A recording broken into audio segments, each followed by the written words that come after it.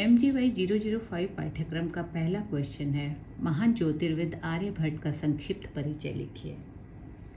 आदिकाल के महान ज्योतिर्विदों में दो नाम मुख्यतः लिए जाते हैं, महात्मा लगध और आचार्य आर्यभट्ट। महात्मा लगध का ग्रंथ वेदांत ज्योतिष हमें ज्योतिष शास्त्र के लिखित ग्रंथों में सर्वप्रथम प्राप्त होता है और आचार्य आर्यभट्ट इनको हम आधुनिक विज्ञान के प्रतिपादक आचार्य के रूप में मानते हैं।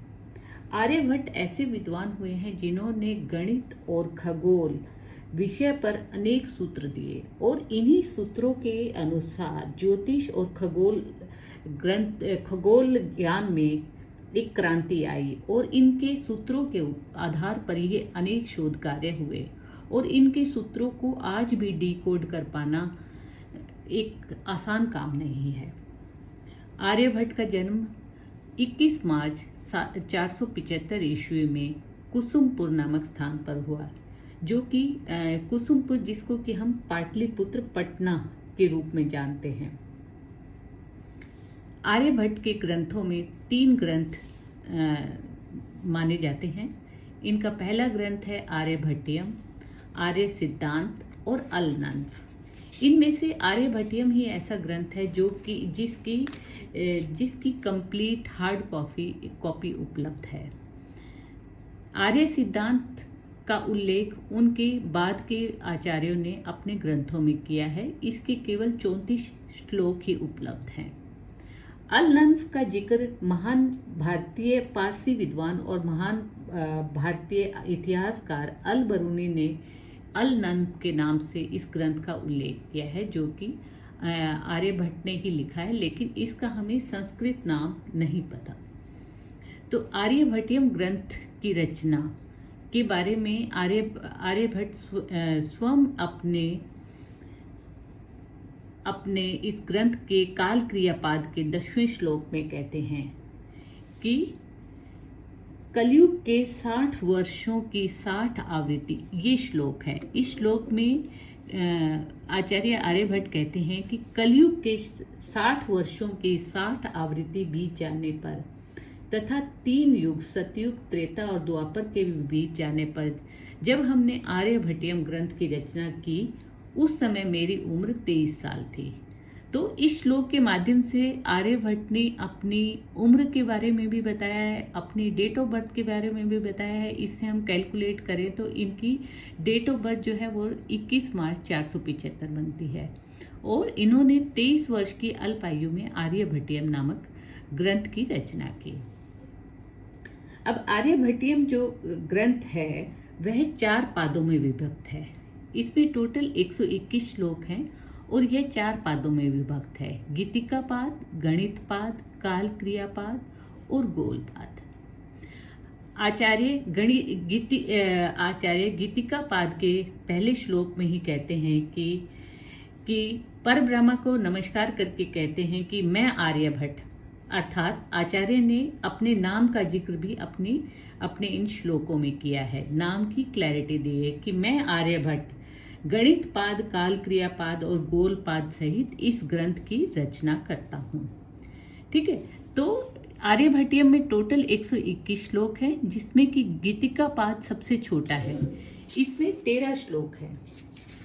गणित पाद में 33 श्लोक हैं, काल क्रियापाद में 25 श्लोक हैं और गोल पाद में 50 श्लोक हैं। जो गीतिका पाद है, गीतिका पाद में आचार्य ने एक बहुत ही अनोखी लिपि का उल्लेख किया, अनोखे सूत्र का उल्लेख किया है, जिसमें कि उन्होंने अक्षरों से संख्या को कैसे प्रकट किया जाए, इस विधि का उन्होंने श्लोकों में वर्णन किया है। कि जैसे ये श्लोक है, मक्खी भकी फकी खकी रखी, ये पढ़ने में बहुत अजीब लग रहा है, लेकिन ये सब संख्याएं हैं जिसे आचार्य ने श्लोक के फॉर्म में लिखा है। ये आचार्य ने गीतिका पाद नामक अपने ग्रंथ में, जैसे जब उन्होंने ट्रिग्नोमेट्री को एक्सप्लेन किया, साइन फंक्शन को एक्सप्लेन किया, तो उसमें उन्होंने ये एक अनोखा सूत्र दिया कि संख्याओं को अक्षरों द्वारा प्रकट करने की एक अनोखी विधि। इस विधि का निरूपण करते हुए आचार्य कहते हैं कि क से आरंभ करके वर्ग अक्षरों को, ये देखिए, क से आरंभ करके वर्ग अक्षरों की स्थापना वर्ग के स्थान में तथा अवर्ण से आरंभ करके वर्णों की स्थापना करें। जैसे कवर क से लेकर य तक 5 तक, 1 से 5, फिर इनको हम ये देंगे ट से लेकर 11 से 15, त से 11 से 20। इस तरह हर एक चीज के लिए उन्होंने एक संख्या बताई है, एक वर्ड के लिए, अक्षर के लिए एक संख्या बताई है। तो इस विधि से इन्होंने ये स्वरों में इसी तरह से उन्होंने ये उल्लेख किया है कि जैसे L1 है, आ 10 है, E 100 है, ये E 1000 है, U 100 का स्क्वायर हो जाएगा, और इसी तरह री 100 का 3 टाइम्स हो जाएगा। तो इस पद्धति का उन्होंने हमें बताया है। तो अब जैसे इनका ये श्लोक है, गीतिकापाद का श्लोक है, जिसमें कि इन्होंने मखी भकी, अब मखी का अर्थ है, इससे ही यदि हम देखें तो मखी यानी मैं माने हुआ 25, जैसा कि हमने इसमें देखा, म मीन प फ ब भ म 25, और ख के लिए 2 है, और ई की मात्रा है, ई के लिए 200 है, तो 200, तो ये 25 प्लस 200 ये हुआ 225। ठीक है, तो ये ऐसा ही मक्खी 225, इसी तरह भक्की 224। तो इस तरह से आचार्य ने ये पद्धति बताई है। तो आगे फिर इसी गीतिकापाद के ही दूसरे श्लोक में आचार्य ने ग्रहों के उच्च और पात के युग भगड़ों की संख्या, अलग अलग सभी ग्रहों के भ्रमण की संख्या को श्लोक की फॉर्म में बताया है। और उसमें अगले श्लोक में आचार्य ब्रह्मा का दिन जो कि समय की सबसे बड़ी इकाई है, एक ब्रह्मा का दिन 100 कल्प के बराबर होता है। तो अगले श्लोक में आचार्य ने ब्रह्मा के दिन और अन्य विशिष्ट मानों, अर्थात मनु कितने होगा, जैसे कि एक ब्रह्मा के एक कल्प के अंदर 14 मनु होते हैं, तो मनु, युग, ये सब समय की इकाई है। कल्प, ब्रह्मा दिवस आदि को बताया गया है। उसके बाद ख कक्षा के संबंध में ग्रहों के क्रांति और विक्षेप, उनके पात इत्यादि को बताते हैं। इस प्रकार आर्यभट्ट ने एक वृत्तपाद में 24 ज्या खंडों के साधन को उत्पत्ति सहित प्रतिपादित करते हैं। इस प्रकार ये 13 श्लोकों में एक बहुत ही कम, उसमें 13 श्लोकों में उन्होंने इतना कुछ लिख दिया है कि जिससे आज के टाइम पे हम करें तो एक बहुत बड़ा ग्रंथ बन सकता है। आचार्य आर्यभट्ट ने आर्यभट्टियम के सेकंड पार्ट गणित पाद जिसमें कि 33 श्लोक हैं, इसमें इन्होंने जो गणित के तीनों पार्ट्स आजकल जो हम पढ़ते हैं, एरिथमेटिक, एल्जेब्रा एंड ज्योमेट्री, मतलब अंकगणित, बीजगणित और रेखा गणित, इन तीनों का बहुत ही सुंदर प्रतिपादन आचार्य ने किया है। और गणित पाद में ही आचार्य ने अपने जन्म स्थान का उल्लेख किया है। इस प्रकार और पहले श्लोक में उन्होंने अपने जन्म स्थान का उल्लेख किया, ये कहते हुए कि कुसुमपुरे अभ्यर्चितम ज्ञानम, कि कुसुमपुर में ज्ञान प्राप्त किया। ठीक है, मतलब अर्थात हम ये मानते हैं कि जहाँ उन्होंने ज्ञान प्राप्त किया वहीं उनका जन्म हुआ था। और दूसरे श्लोक से आचार्य ने गणित की सभी प्रक्रियाओं के बारे में बताया। गणित की सभी प्रक्रियाएं, जैसे स्क्वायर कैसे कैलकुलेट होना है, स्क्वायर का एरिया कैसे लेना है, घनफूल, वर्गमूल, घनमूल, ट्रायंगल का एरिया जो है एक बहुत ही यूजफुल जो है वो इनका सूत्र है, जिसका उन्होंने सूत्र दिया half into base into height, जो कि आज भी यूज होता है। इसी तरह त्रिभुजाकार शंकु का घनफल, वृत्त का क्षेत्रफल, गोल का घनफल, ये सब गणित के जो सूत्र हैं उन्होंने अपने गणित पाद के नामक ग्रंथ में दिए। और इन सभी सूत्रों का यूज करके ही उन्होंने आगे जो प्लैनेट की पोजीशन, प्लैनेट के भगड़ों की संख्या, कि कितनी डिस्टेंस है, टाइम, दिन में कितने घंटे हैं, साल में कितने दिन है, इन सब की कैलकुलेशन इसी पूरे मैथमेटिक्स को कैलकुलेट करके आचार्य आर्यभट्ट ने की, जो कि आज भी बिल्कुल सटीक है। इस प्रकार आर्यभट्टियम के तीसरा पार्ट है वो है काल क्रियापाद, जिसमें कि 25 श्लोक है। काल क्रियापाद मतलब जैसे इसके नाम से ही हमें पता लगता है कि इसमें समय की गणना आचार्य ने की है। आचार्य ने मेजरमेंट ऑफ टाइम किया है। जो हमने पीछे ये सब पढ़ा है, जो पहले में हमने गीतिका पाद में हमने पढ़ा कि उन्होंने अक्षरों संख्या को अक्षरों से प्रकट करने की विधि बताई। गणित पाद में आचार्य ने बहुत से गणित से रिलेटेड सूत्र दिए।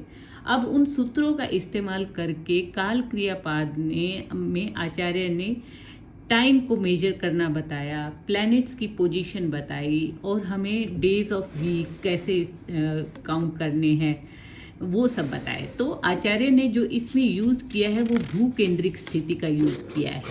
भू भ्रमण का सिद्धांत ही आचार्य ने स्वीकार किया है। तो आचार्य ने ये जैसे कि सबसे ऊपर जो है वो नक्षत्र की कक्षा है, नक्षत्र के बाद में शनि की कक्षा है, शनि के बाद गुरु की कक्षा, फिर मंगल, सूर्य, शुक्र, बुध की कक्षा, चंद्रमा की, और फिर पृथ्वी की। भू केंद्रिक ग्रह कक्षा को स्वीकार करते हैं। आचार्य आर्यभट्ट भी भू केंद्रिक ग्रह कक्षा को स्वीकार करते हैं।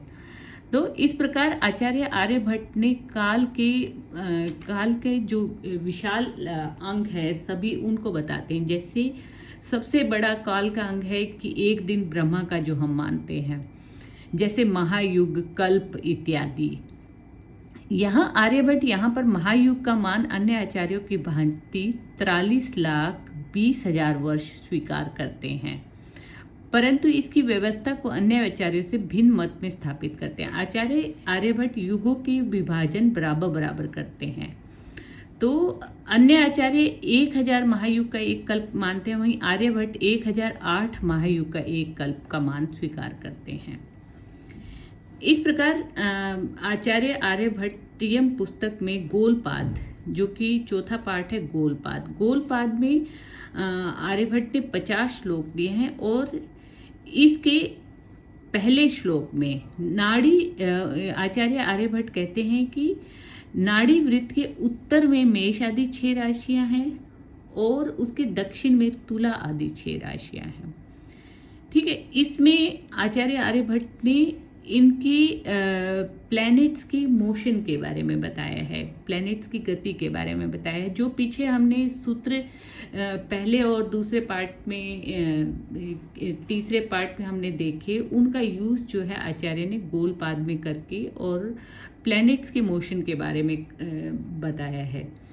इसके तीसरे श्लोक में आचार्य आर्यभट्ट ने सूर्य की कक्षा मीन्स की अर्थात क्रांति वृत्त में पृथ्वी की छाया भ्रमण करती है, और चौथे श्लोक से सूर्य से चंद्रमा, मंगल आदि की दूरी का वर्णन किया है आचार्य ने, और छठे श्लोक में सभी ग्रहों के प्रकाश का कारण सूर्य को मानते हुए इस तथ्य को स्पष्ट करते हैं, और छठे और सातवें श्लोक में पृथ्वी के चारों ओर जल, अग्नि, पवन इत्यादि का होना कहते हैं, और उसके बाद प्रलय के स्वरूप को स्पष्ट करते हैं, और 9वें श्लोक में भू भ्रमण के सिद्धांत को बहुत ही मजबूती से रखते हैं, और 10वें श्लोक में प्रवाह वायु के द्वारा ग्रह नक्षत्रों के पश्चिम दिशा में भ्रमण के स्वरूप को स्पष्ट करते हैं। 11वें श्लोक में सुमेरु पर्वत का वर्णन करते हैं। 12वें श्लोक में कुमेरु तथा बड़वानल के मुख का वर्णन आचार्य करते हैं। 13वें श्लोक में आचार्य विषुवत रेखा पर 90 अंश के अंतर पर अन्य आचार्यों की भांति 4 नगरों का वर्णन करते हैं। तो 14वें श्लोक में उज्जैनी और लंका के बीच का अंतर बताते हैं। 15वें श्लोक में किसी भी गोलीय बिंब के आधे से भी कम भाग के दर्शन के कारण को बताते हैं। 16वें 17वें श्लोक में भूगोल के घूर्णन वसात प्रभाव को बताते हैं। ये मैं भी नहीं समझ पाई। इसके बाद 18 से 21 श्लोक तक खगोलीय गणित को बताते हैं। 22वें 23वें श्लोक में यंत्रों के निर्माण, तरह तरह के यंत्रों आदि के निर्माण के बारे में बताते हैं। और 24 से 33 श्लोक तक दिग्ध, देश, काल से संदर्भित 3 प्रकार के प्रश्नों का वर्णन करते हैं कि दिशा, देश और काल से संबंधित।